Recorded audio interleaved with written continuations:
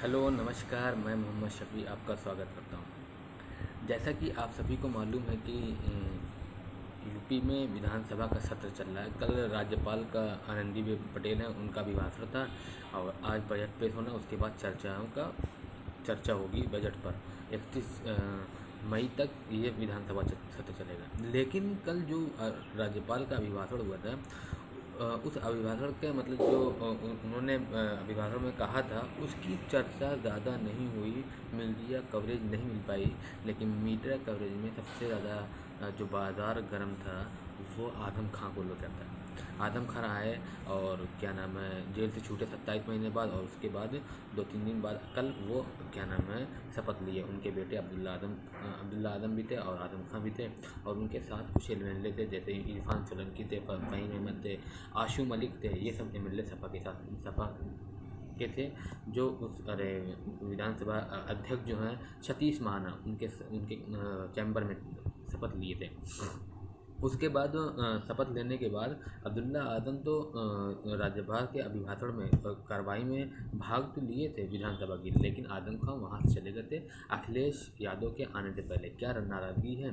तो नाराज़गी, मुझे नहीं लगता कि कोई नाराज़गी होगी, लेकिन मुझे नहीं लगता है कि कुछ पार्टी को छोड़ना, या जो मीडिया में चल रही है कि छोड़ अलग गुट बना लेंगे, या फिर शिवपाल और अखिलेश एक साथ चले जाएंगे, तो ये सब आप अफवाह की बात है। ऐसा कोई बात नहीं है। हाँ, आदम खां नाराज़ हैं, इसमें कोई दो राय नहीं है। आदम खां नाराज़ हैं, इसमें कोई दो राय नहीं है।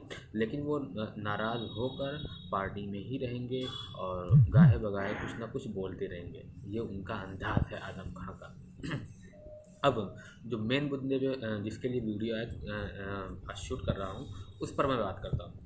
राज्यसभा का इलेक्शन है 36 सीटों पर। 10 जून को वोटिंग होनी है, और यूपी में भी इलेक्शन है, कुछ सीटों पर इलेक्शन होगा। जो सपा के खाते में 3 सीटें आ रही हैं, अब उस पर कौन कौन से कैंडिडेट होंगे, इस पर चर्चाओं के बाजार गर्म है। और अखिलेश यादव अभी अपने पत्ते खोले नहीं हुए, और आज से नामांकन शुरू हो जाएगा। 31 मई तक नामांकन होगा, लेकिन अभी सपा ने कोई अपने अधिकृत प्रत्याशी घोषित नहीं किया है।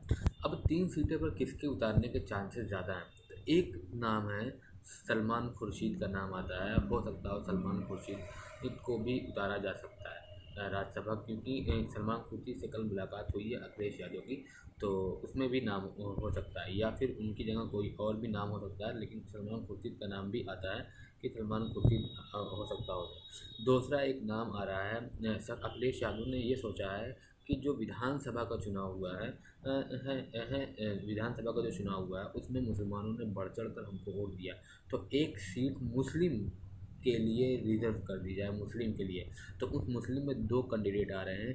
एक क्या नाम है, सहारनपुर के इमरान मसूद का नाम सबसे आगे चल रहा है, और दूसरा जो नाम चल रहा है अबू आसिम आज़मी का नाम चल रहा है, जो महाराष्ट्र से एमएलए भी हैं और आजमगढ़ के रहने वाले हैं। तो इन दोनों का नाम आ रहा है। अब मुझे ज़्यादातर चांसेस है कि हो सकता हो कि इमरान मसूद को टिकट दे दिया जाए राज्यसभा, क्योंकि जब अखिलेश यादव ने विधानसभा का चुनाव हो रहा था, तो इमरान मसूद को टिकट देने की बात थी विधानसभा की, लेकिन उनका टिकट करके किसी और को दे दिया गया था, मुस्लिम प्रत्याशी को दे दिया गया था। लेकिन इमरान मसूद ने पूरी जियो जान से सहारनपुर में इलेक्शन लड़ाया, और 4 में से 3 सीटें सपा के खाते में, सपा की झोली में दी। तो इसका फ़ायदा हो सकता है इमरान मसूद को मिल जाए। और तीसरी सीटें, इस पर दावेदार बहुत हैं। एक तो स्वामी प्रसाद मौर्य समाज से हो सकता है इनको दें, या फिर और भी बहुत से लोग हैं जिनकी राज्यसभा की सीट खाली हो रही है, बुंदेलखंड वगैरह से। एक दलित भी हैं, उनको भी दिया जा सकता है। तो ये भी स्वामी प्रसाद मौर्य को भी दिया जा सकता है। लेकिन जो पहला मैं बताया था कि अगर सलमान खुर्शीद को दिया जाता है टिकट, तो इमरान मसूद को फिर टिकट नहीं दिया, क्योंकि एक ही मुस्लिम प्रत्याशी को दिया। लेकिन अगर सलमान खुर्शीद को टिकट नहीं दिया जाता है, तो इमरान मसूद या अबू आसिम में से किसी एक को दिया जाएगा। और अगर क्या नाम है सलमान खुर्शीद को टिकट नहीं दिया जाता तो उनकी जगह किसको दिया जाएगा?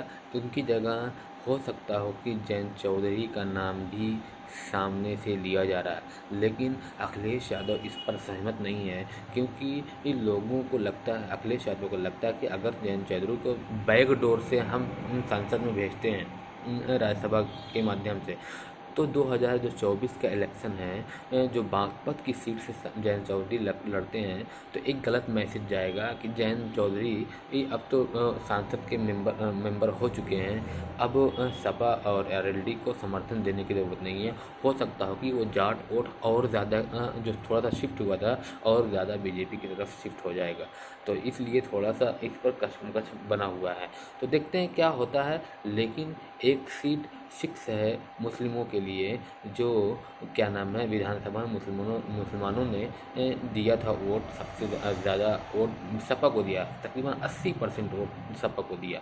तो इसके लिए हो सकता हो कि इनको राज्यसभा का इमरान मसूद को टिकट दिया जा सकता है। देखते हैं क्या होता है, और तब तक के लिए धन्यवाद।